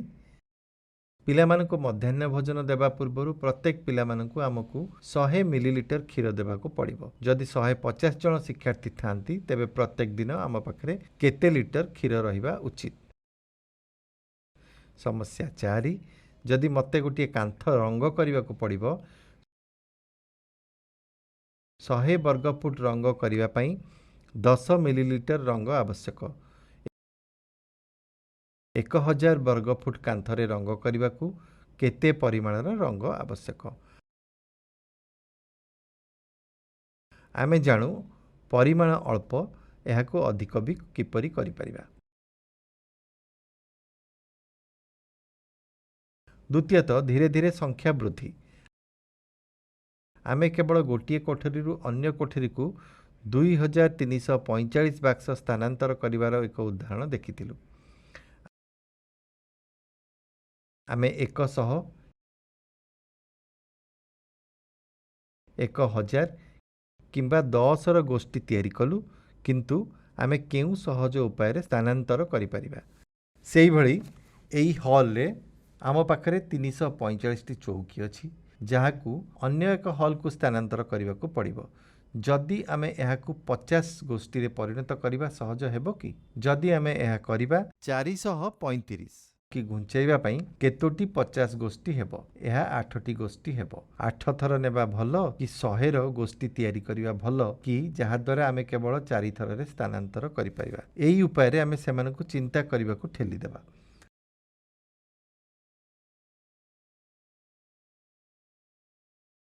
ଅନ୍ୟ ଏକ ଉପାୟ ମଧ୍ୟ ହୋଇପାରେ। 12 ଛାତ୍ର କେତେ ଧାଡ଼ି ଏବଂ ସ୍ତମ୍ଭ ତିଆରି କରାଯାଇପାରିବ? ତାହା ହେଉଛି କେତେ ଧାଡ଼ି ଏବଂ ସ୍ତମ୍ଭ ତିଆରି କରାଯାଇପାରିବ ଏବଂ ପ୍ରତ୍ୟେକ ଧାଡ଼ି ଏବଂ ସ୍ତମ୍ଭରେ କେତେ ଛାତ୍ର ରହିବେ। ଏହା ଶିକ୍ଷାର୍ଥୀମାନଙ୍କୁ ଦେଖିବାକୁ ଓ ଯୋଜନା ଉପରେ ଚିନ୍ତା କରିବାକୁ ପ୍ରସ୍ତୁତ କରୁଛି। ସେଠାରେ 1200 ବର୍ଗ ଫୁଟ ସ୍ଥାନ ଉପଲବ୍ଧ ଅଛି। ଆମେ ଏହାକୁ କିଣିବା କି ନାହିଁ? ଯେତେବେଳେ 1200 ବର୍ଗ ଫୁଟ ବିଷୟରେ ଉଲ୍ଲେଖ କରାଯାଏ, ଆମେ ଭାବିବା ଆରମ୍ଭ କରିଥାଉ ଏହା ଆମ ମନରେ କେତେ ଓ କିପରି ହେବ। ମୁଁ ଯଦି କିଣିବି, ଏହା 1 ଫୁଟ ଗୁଣନ 1200 ଫୁଟ କିମ୍ବା ଏହା 30 ଫୁଟ ଗୁଣନ 40 ଫୁଟ ଅଟେ, ତେବେ ମୁଁ ଏହାକୁ କିଣିବି। ଏଗୁଡ଼ିକ ହେଉଛି ଚିନ୍ତାଧାରା ଯାହା ମୋତେ କଳ୍ପନା ଓ ନିଷ୍ପତ୍ତି ନେବାକୁ ପଡ଼ିବ। ଯଦି ମୁଁ ଗୁଣନ ବିଷୟରେ ଜାଣିଛି, ତେବେ ଏହା ମୋ ମନକୁ ଆସିବ।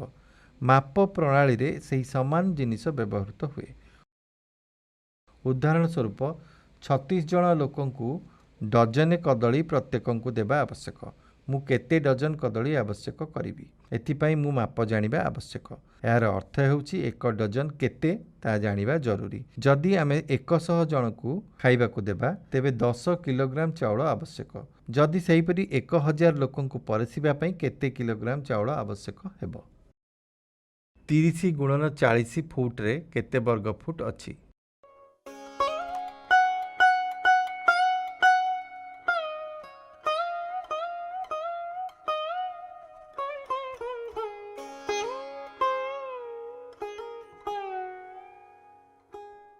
पिलामानंकु गुणन शिखाइबा बेले दैनंदिन जीवन घटना किंबा उदाहरण व्यवहार करिबा किंबा सेमानंकर दैनंदिन कार्यकलाप व्यवहार करी सेमानंकु शिक्षा देबा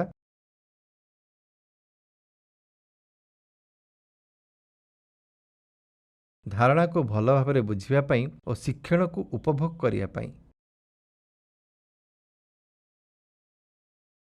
जदि आमे वास्तव जीवन उदाहरण गुडी को सावधानतार सहित बाछिबा तेबे पिला माने एई धारणा को भल भाବରେ बुझी पारिबे। गुणन शिक्षादान और शिक्षण रे किछि भूल धारणा।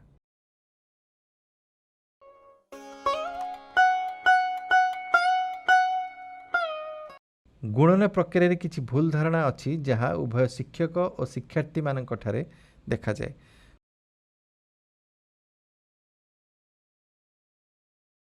मते प्रथमे शिक्षक मानकर भूल धारणा को दर्शाइबा को दियो।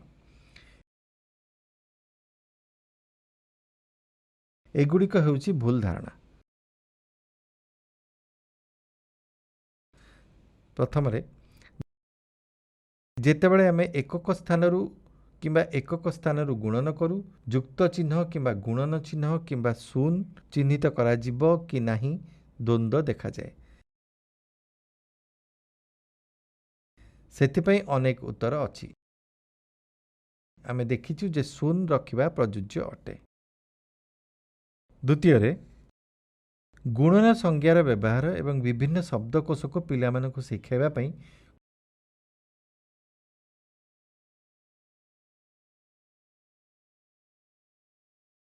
गुणन शिखाइबा पई गुणनर धारणा बुझाइबा पई गुणन गुणक किंबा गुणफल कौन ताहा परामर्श दिया जाई नथाए।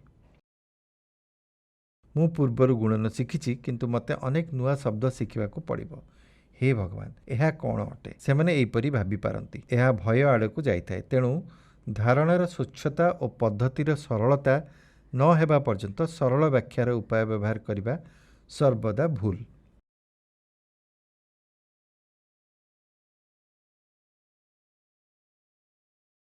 आमे किपरि द्रुत उपाय एवं केउ उपाय गुणन करि परिबा।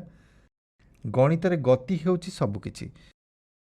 जदि आमे गति को अधिक गुरुत्व देबा एवं पिलामानंकु विभिन्न प्रकार उपाय शिखाइबा जेपरिक आमे शिक्षा देइथिलु लाटिस पद्धति वैदिक पद्धति इत्यादि। यह पिलामानंकु द्वंद्व पकाइबो कारण पिलामाने एपर्यंत धारणा शिखाई नाहांती और आमे शिक्षा देउछे। कारण पिलामाने एपर्यंत धारणा शिखी नाहांती और आमे शिक्षा देउछे।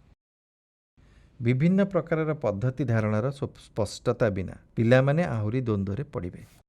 एबे पिलामानंकर गुणन विषय थिबा भूल धारणा विषय आलोचना करिबा। यह अधिक बा कम भाव शिक्षक मानक सहित समान। प्रथम गुणन करिबा समय जोग गुणन चिन्ह किंबा शून्य चिन्ह रखिबा उपरे द्वंद्व। दुई रे गुण्य एवं गुणन कौन।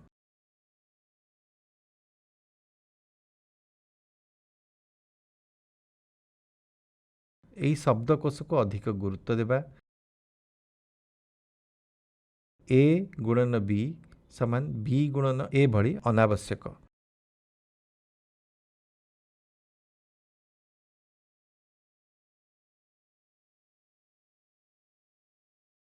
यह किपरि करा जिवो गुरुत्व नुहे किंतु फलाफल समान हेबो जेतेबेले आमे शब्द समस्या पचारि थाउ। यह व्यवहार करिबा आवश्यक होई पारे तथापि यार उत्तर खोजिबा आवश्यक नुहे। तृतीय रे समस्त मौलिक प्रक्रिया गुडी को किपरि शीघ्र करा जिवो।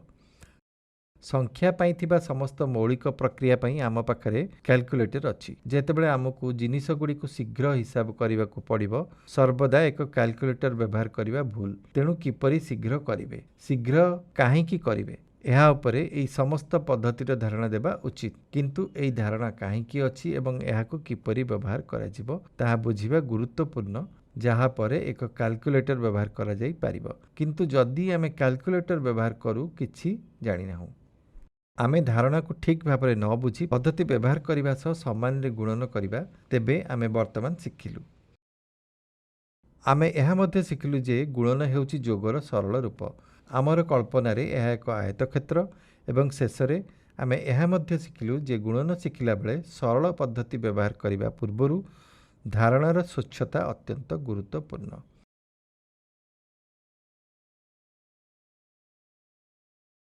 ଏହିସବୁ ଶିଖିବା ପରେ ଆମେ ଗୁଣନ ସହିତ ଜଡ଼ିତ ଶବ୍ଦକୋଷ ଶିଖିଲୁ।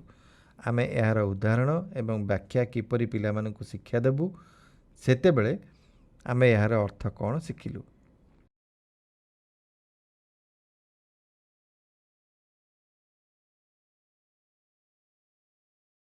ଏହା ସହିତ ଆମ ଦୈନନ୍ଦିନ ଜୀବନରେ ଦୈନନ୍ଦିନ ବ୍ୟବହାରରେ ଗୁଣନ ଓ ଏହାର ମୁଖ୍ୟ କାର୍ଯ୍ୟ ସହିତ କିପରି ଜଡ଼ିତ ତାହା ଏହି ଭିଡ଼ିଓ ମାଧ୍ୟମରେ ଆଲୋଚନା କରାଯାଇଛି। ଧନ୍ୟବାଦ।